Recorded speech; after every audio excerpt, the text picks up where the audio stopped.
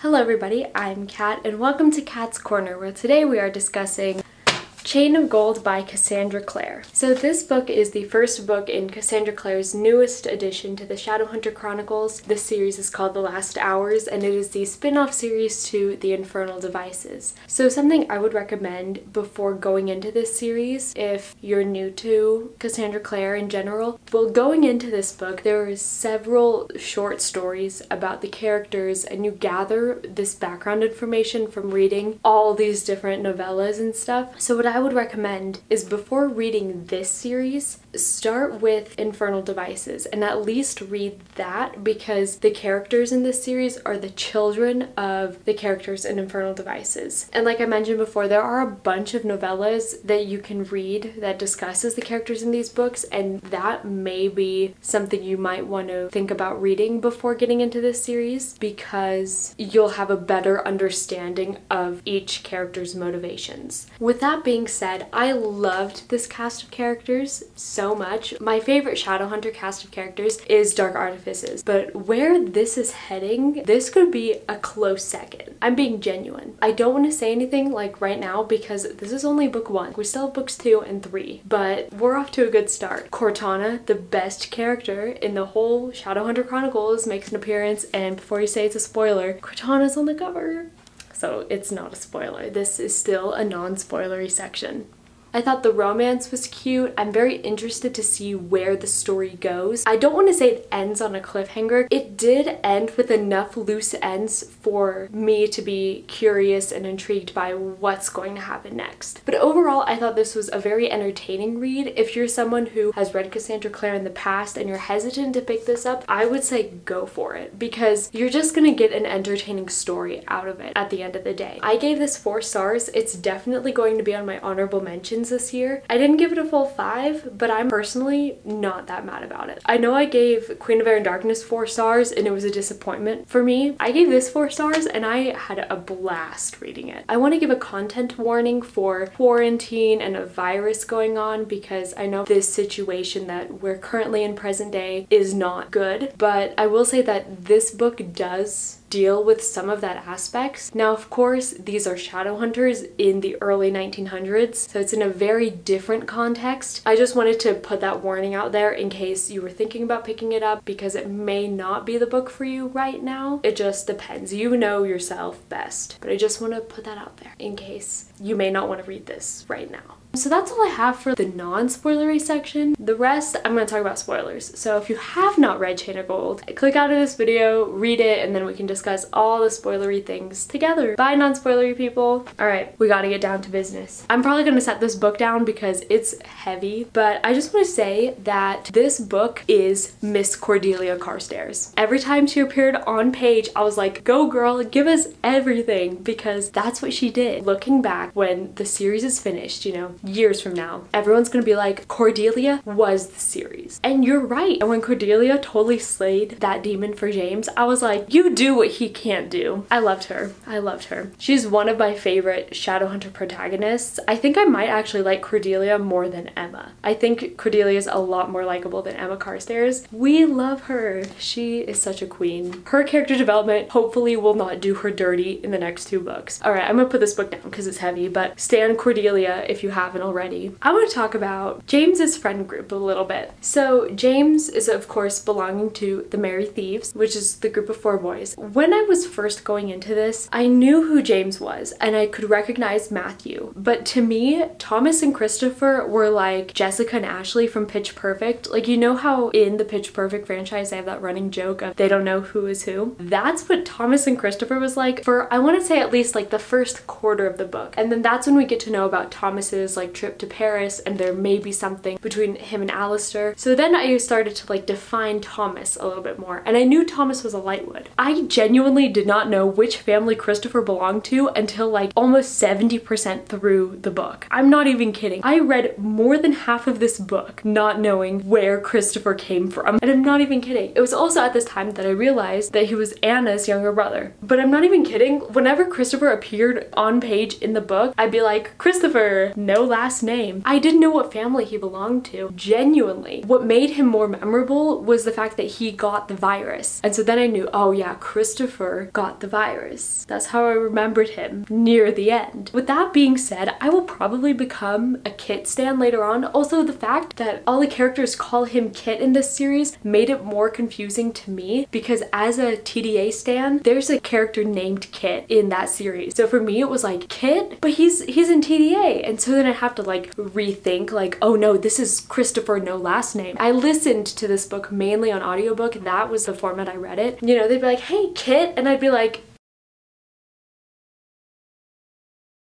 Kit's not in this book. And then I'd have to rethink, oh no, it's Christopher, no last name. This book got me this close to unstanning the Blackthorn family. Now, the Blackthorn family is probably my favorite family in the Shadowhunter Chronicles. I know people love the Herondales, you know, people love the Carstairs. I'm a Blackthorn person myself, okay? Grace needs to leave, all right? She needs to get out, stop messing with James, and just leave. Tatiana, I don't speak of her. I do not see her. I pretend I do not see. I am looking away. I hate her. I hate her, and I hate Grace.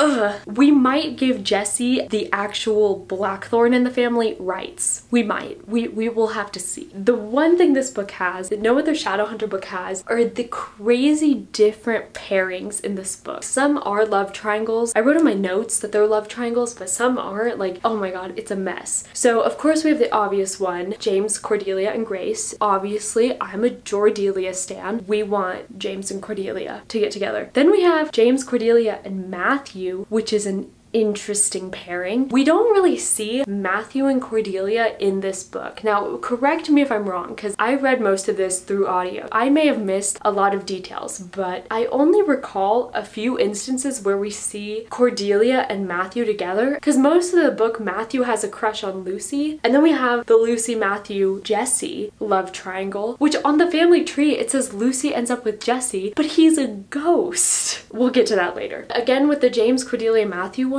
I feel like we didn't get enough of Cordelia and Matthew in this book for there to be like an actual ship. Like, I'm still team Jordelia with that. No offense to Matthew. And then we have Alistair, Thomas, and Charles, which is interesting. I would say I'm team Thomas because the other 2/3 of the love triangle aren't particularly likable. I thought Alistair would grow on me more in this book. He hasn't quite, but we still have 2 other books. So he could be like Kieran for me. When I read TDA originally, I didn't like Kieran for the first 2 books, but then book 3, I became like the #1 Kieran stan. Alistair, we're waiting for that growth. We're waiting for it, all right? I don't really like Charles, and I don't see myself ever liking Charles. I could be wrong. Then we have Lucy, Matthew, Jesse. I don't even know anymore at this point. Lucy and Matthew is the obvious choice because Matthew is human. If you're telling me that Julian Blackthorn is related to a ghost, I'm gonna lose my mind. There's probably other love triangle stuff and like other pairings I've completely forgotten about because it's been like a month since I finished it and I'm filming this review later than I wanted to. So for me, the ending of this book dragged on a little bit too long. I understand that like Cassie was setting up what's gonna happen in Chain of Iron, and it was set up well. Like, I'm definitely very intrigued to see what was happening next, but I felt like after like the big final battle was done, normally you get like what, an epilogue, but this one it took a few chapters to end and I was like, when does it end? But then it finally did, and it was a good ending. Like, I'm not bashing the ending. For me, it dragged on a little too long. Like, there was a little too much setup going on. One thing I hate, and this is only for those of you who have read Ghosts of the Shadow Market, I'm not gonna spoil anything, but in the Ghosts of the Shadow Market short stories that follow the characters in the last hours, they make it so adamant that James's nickname is Jamie, right? It got to the point when I was reading a Ghost of the Shadow Market story where I was like, are James and Jamie the same person? I legitimately thought they were 2 different characters, and I got so confused for half of a Ghost of the Shadow Market story because they kept flipping in between calling him James and Jamie. In this book, they call him Jamie like twice. What was the point of making it so adamant? Oh, he's called Jamie. His name is James Herondale, but we call him Jamie. Y'all don't call him Jamie. Now, it could be a thing like, you know, Julian doesn't like being called Jules or whatever, but like it's never explained, and it just kind of annoyed me. Maybe Jamie was like his little kid nickname when he was, I think he's 15 in Ghost of the Shadow Market. Maybe it was like a nickname for like his younger self, and then now that he's 17, he's James. So throughout reading this book, I know people made connections to other series and other things that the book reminded them of, but for me, for some reason, and it's probably because of my deep love for this TV show and the fact that I will make any connection to it no matter what, even if it doesn't make sense, but this book reminded me so much of Stranger Things. It was kind of insane. So let me get into my list. Number 1, we have the Shadow Realm. And I realize now in Stranger Things, I don't think they call it the Shadow Realm, they call it the Veil of Shadows, which is the Upside Down. But for me, I kept reading that and I'm like, hold up, is this a Shadowhunter Stranger Things crossover going on? Veil of Shadows, Shadow Realm, same difference, alright? And then we have James Herondale, Will Byers, the Shadow Realm. And like the fact James kept flashing into it, like it gave off major Stranger Things season 2 vibes where Will is always flashing back into it. Now this was the connection where I was like, was this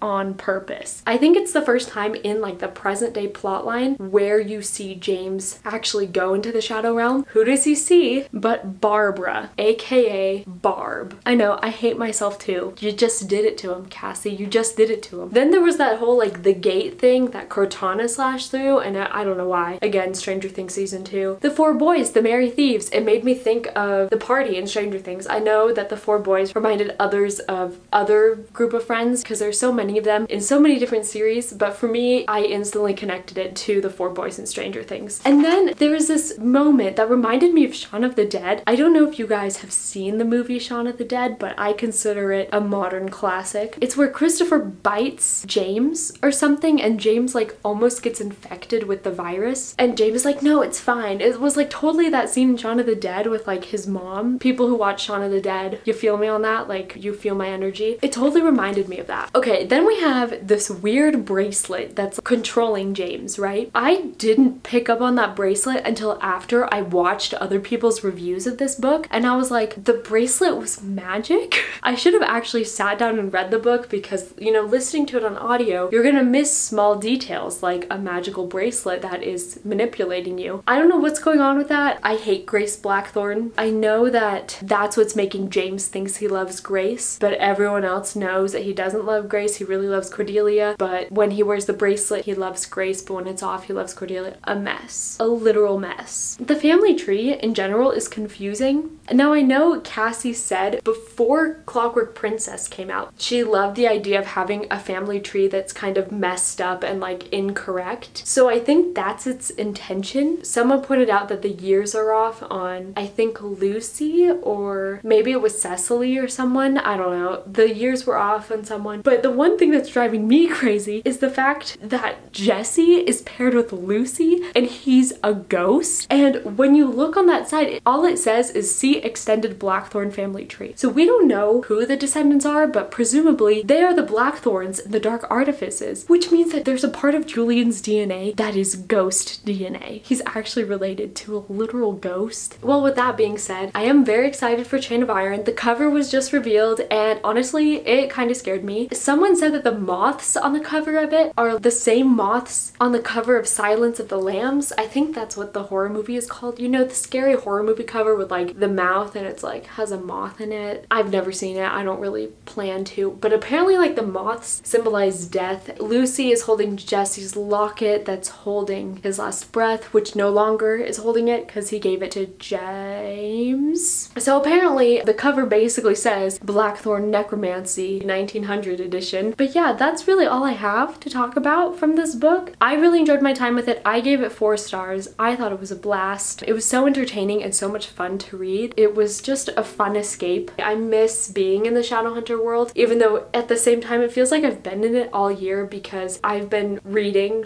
/ re-listening to The Dark Artifices since January. I've never actually left it, but it was fun to revisit met the Infernal Devices characters. It was fun to see them as parents, especially Will. I do wish we got to see Tessa more as a motherly figure. We don't really get to see that in this book, and I was a little disappointed in that. But seeing Will Harringdale as a father was so much fun. The cast of characters is great. I will be definitely looking forward to The Beautiful Cordelia. If you like this video, give it a thumbs up. Comment below your thoughts on Chain of Gold. What did you think when you read it? Did you like certain characters more than I did? Did you actually remember Christopher's last name? I would love to know. Subscribe to my YouTube channel. I post videos on Thursdays, or at least I try to. And I will see you in the next one. Bye!